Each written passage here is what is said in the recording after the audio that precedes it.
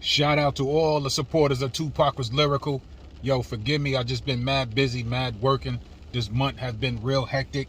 There's been a lot of requests for a lot of videos that people want me to react to or do a bar breakdown to. Only thing I ask is just please, just forgive me for coming out so late with videos and stuff like that. I'm not forgetting about my channel. Also, it would definitely help me if people would, if you don't mind, if people would, cash at me, and I'll be able to jump on those videos a lot sooner than usual, particularly the videos that they want, because there's a lot of requests out there, and I just be so caught up with work and just trying to make ends meet. And that's real talk. I'm not even lying to you. And just trying to make ends meet, man. The Cash App is $25. That's what I'm starting at. That's what I'm asking. But right now, I definitely want to get into this video. A lot of people have been asking me to break down the bars, or Wherever You Are by Tupac featuring Big Daddy Kane. And I'm only going to do the Tupac verse just going in. So let's get into it, y'all.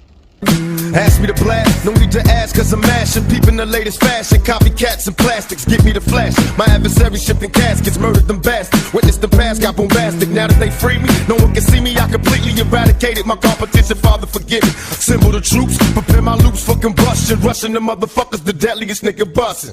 How can they touch me when they lost in thought? On death row, we lock shit down across the board. Now flash and watch me getting that ass like a bikini. Lyrical legendary, so niggas that never see me completely defeat me. Could never happen, whether rapping or scrapping, nigga get smashed on they motherfucking back. Hard to kill, and even harder to stop. Watch Kane and Pac drop the show shot.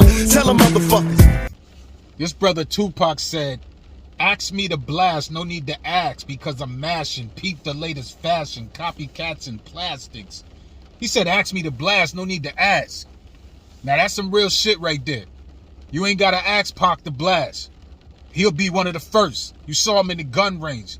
Great aim. Shooting, busting at cops.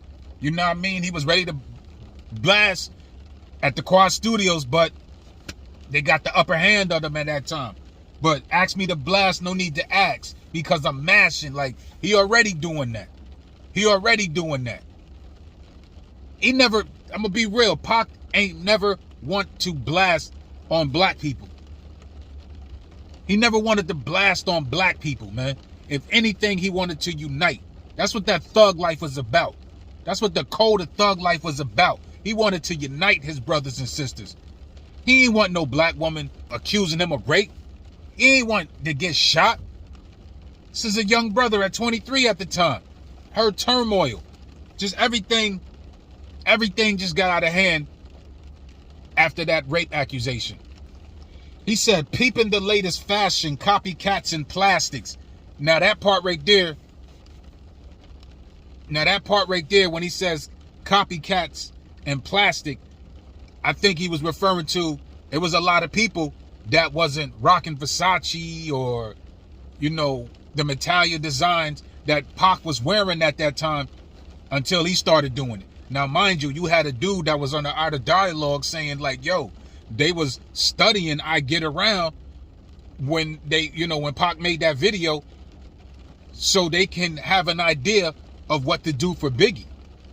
You know what I mean? That video was kind of, if not, one of the first videos to show that type of fun the way Pac did, because De La Soul even imitated and more or less ridiculed Tupac's I Get Around video in their video called Ego Tripping. So when he says copycats and plastic, I'm assuming, the plastic part, dudes is wearing fake leather. That's the only thing I can say. You can, correct me if I'm wrong on that. But he said, ask me to blast, no need to ask, because I'm mashing. Peep the latest fashion, copycats and plastics. Get me the flashing. My adversary shifting caskets, murdered them bastards. Witness the past, got bombastic. Now, the dope thing about this was like, Pac is on the song with Big Daddy Kane. As you could, if you when you listen to him, you could tell this wasn't your regular Tupac. Pac definitely matched his skill set up with Big Daddy Kane, because he know that he was rhyming with a legend, with an icon, with what many have said what many will say helped change the game. So Tupac know what he was getting into, and he just had to let Kane know, like, yo, I can ride with you too on that flow shit, and I can spit some shit. So when Pac says, ask me to blast, no need to ask because I'm mashing. Peep the latest fashion, copycats and plastics, get me to flashing. My adversary shipped in caskets, murdered them bastards, witnessed the past, got bombastic. He was just flowing on that shit. He was just straight flowing on that shit. Pac can get busy at the drop of a dime, man. So when he says, my adversary shipped in caskets, his enemies, I don't know how many people died when Pac was alive. You know what I mean? But we know of possibly one. But I don't know what else was going on in the inner circles. Things that we don't know about. Witnessed the past, got bombastic. Now I'm stumbled on the word bombastic because I know bombastic, it means something like pretentious. You know what I mean? Trying to impress or fake. And then I think of the song by Shaggy, They Call Me Mr. Bombastic. That came out in 95, 96. So I'm assuming, and I remember they used to call weed bombastic, where I come from. It wasn't heavy lingo, but there was a few people that was saying that. So somebody could help me out with that. I'm not too sure what Pac meant when he said, witness the past, got bombastic. So I'm thinking, witness the past and got high. You know what I mean? I know he's not saying witness the past and got pretentious or got fake or trying to impress. That just don't sound right. But anyway, he said, now that they freed me, no one can see me. I'm completely eradicated my competition. Father, forgive me. We already know what that means. Now that I'm out on bail, I'm out of jail. Pac was heavy in the game. Just getting at so many people. I know niggas. Pac said it on Picture Me Rolling. I know you niggas wanted me to stay in jail. Oh, busters. You know what I mean? But he said, now that they free me, no one can see me. I completely eradicated my competition. Father, forgive me. So whoever that was. And Pac, there's no MC that went after so many great MCs like Pac did at that time. You got Prodigy. You got Nas. You got Jay-Z. You got Biggie. You got Chino XL. Man, who else you got? Ice Cube. It was just many. These are people that can actually rap that Pac got at. He said, I eradicated my competition. Father, forgive me. So it was just like, I'm getting in their ass, God. Please forgive me. You know what I mean? Because I'm about to go in. We heard him on Hit 'Em Up. We heard him on so many other joints. How Pac just went all in.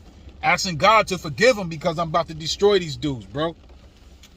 He said, assemble the troops, prepare my loops for combustion. Rushing those motherfuckers, the deadliest nigga busting. You know what I mean? Assemble my troops. That's the outlaws or any of the soldiers that was riding with them. Prepare my loots. Now, prepare my loots. When you think of loot, you think of money. But loot is also something like in war. Soldiers would grab up anything of valuable, anything of necessity, because they're at wartime that they might be able to use when they able to calm down and go through their little perishables and just see what they got, because they got to hurry up and grab these loots. It's almost equal to looting. You know what I mean? When people would loot during riots and things of that nature, and people would be out there looting grocery stores, getting milk, bread, and Band-Aids, and medications or pills, Tylenols, and things of that nature. That's called loot. So he said, prepare my loots. He said, prepare my loots for combustion. So combustion, you know, that's dealing with firing. So, you know what I mean? That's wartime. So I'm thinking combustion, it means I'm firing my gun or I'm setting niggas on fire or something to that degree. And he said, rushing those motherfuckers, the deadliest nigga busting. So right there, busting and combustion, firing, you know what I mean? Letting you know he's rushing. I'm coming at you. Bang, bang, bang, bang, bang. He's coming at you. He said, how can they touch me when they lost in thought? That means like Pac is telling you, like, a lot of you niggas don't even think on his level. Y'all lost in thought. I mean, that's just simple as it can be. But how can they touch me when they lost in thought? They lost in thought.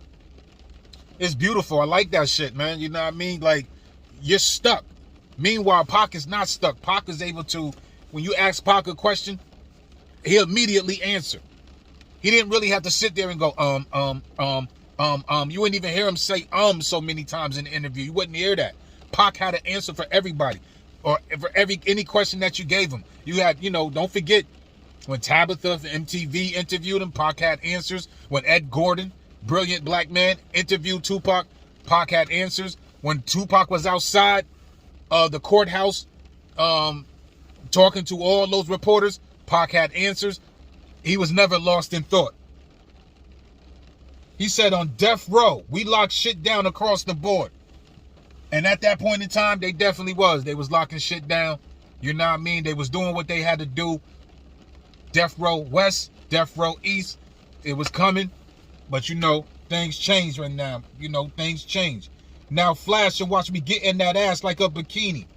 We already know that. That's like, just thinking of a chick, bikini all in that ass. Is really up in that ass. But that's on some rapping shit. That's on some rapping shit. Now flash and watch me get in that ass like a bikini. Lyrical legendary, so niggas would never see me. Lyrical legendary, meaning this dude is real famous. Like, he's a legend. He's an icon. He's one of the most talked about rappers ever. Lyrical legendary. He said it himself, lyrical legendary. What's the name of this channel? Tupac was lyrical. You know what I mean? He's letting people know that you're going to be studying my lyrics even when I'm gone. Lyrical legendary. So niggas would never see me. Completely defeat me can never happen. He said completely defeat me can never happen. There's so many people right now still in competition with a ghost. They still in competition with a ghost. You mentioned Tupac name, man, you down to get views. You're down to get ratings. You're down to, whether it's good or bad, you can't defeat him. Pac is right here. He's going to have somebody defending him. Like when Queen Latifah tried to say Tupac was at a gay bar. And then you have Spice One, bitch, like, yo, I would have been at that gay bar too because it was 95% lesbian. I don't even know why Queen Latifah put that story out there. It was kind of corny on her part. But, she put it out there and a lot of people ran with it. Whack 100 and so many other people ran with it and just trying to call Tupac gay and shit like that, man. It was just stupid. But he got niggas out here that ride for him. Ed Lover recently called Tupac a snitch. When Tupac made the song, or when he did the Vibe magazine with Kevin Powell and stuff like that. And Tupac was, saying names, but he wasn't saying their names. They had changed the names. But Ed Lover called Tupac a snitch in 2022. So 26 years later, Ed Lover is calling Tupac a snitch. And when you see Ed Lover, man, when I see Ed Lover in certain videos and stuff like that, yo, I really don't think Ed Lover likes Tupac. As much as he said he does, I really don't think so. He probably got more love for Tupac than Funkmaster Flex, and that's not saying much. He said, completely defeat me can never happen, whether rapping or scrapping. Whether rapping, you ain't gonna defeat me. Whether scrapping, you ain't gonna defeat me. Niggas getting mashed on they motherfucking back. He said hard to kill and even harder to stop. Although Pac died, he lived for like 7 days. And from what like I said before in another video, it's a possibility Pac could have lived, but he would have lived as an invalid. Missing fingers, lung missing, wouldn't been able to talk the same, probably wouldn't be able to walk the same. So basically, the mother of Feeney, Queen of Feeney, told him like, yo, don't resuscitate him no more. Don't bring him back. So hard to kill and even harder to stop. And I just got done saying that. You know what I mean? You can't even stop his reign. He's still the most talked about, bro. He's still the most talked about worldwide. Worldwide. He's still the most talked about rapper, bro. Probably the most, or one of the most. But still in that conversation. Every day I'm on social media, I see Tupac name. Every day. Not just on my channel, not just on YouTube. I go to Twitter, I go to Facebook, I go to IG. I'm constantly seeing Tupac, bro. Constantly seeing Tupac, man. Hard to kill and even harder to stop. Watch Kane and Pac drop this show shot. Tell those motherfuckers.